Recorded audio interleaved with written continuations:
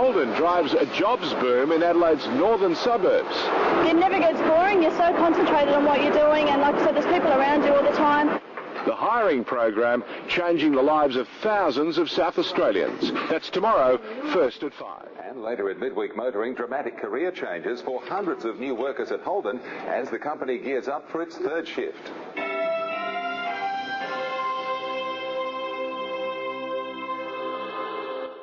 Holden is driving a jobs boom in Adelaide's northern suburbs.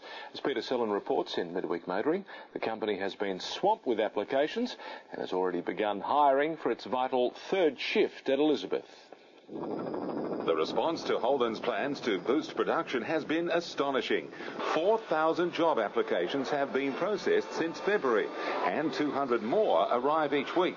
We want the really best people for our job.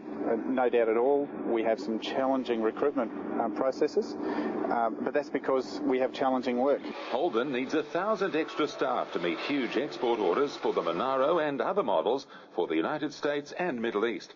Successful applicants come from a wide range of backgrounds. I used to work for a grocery internet shopping company where I was a packer and deliverer, so it's definitely different being online, having a lot more people around me than I used to in my previous job. I used to work at Fast down in Salisbury and Armed Reserves, so it's a big change, like full-time work now. I was in white goods in England, the distribution and manufacturing, and I decided for a complete change.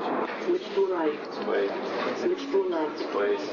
Holden uses sophisticated physical and aptitude tests to identify applicants best suited to life on the line, where they perform a variety of tasks. There's 4 sessions, so you're doing 4 things a day, and everything, it never gets boring. You're so concentrated on what you're doing. Component makers are also hiring to keep pace with Holden.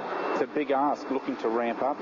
The supplier industry is really facing a big challenge to be able to meet the demands that we have and the other producers have. We're running a training program so that people from the north can get their skills up, get the right balance of skills, so they'll be very competitive for Holdens or any of the automotive suppliers. The long-awaited third shift is expected to start later this year. Peter Sellen, 10 News.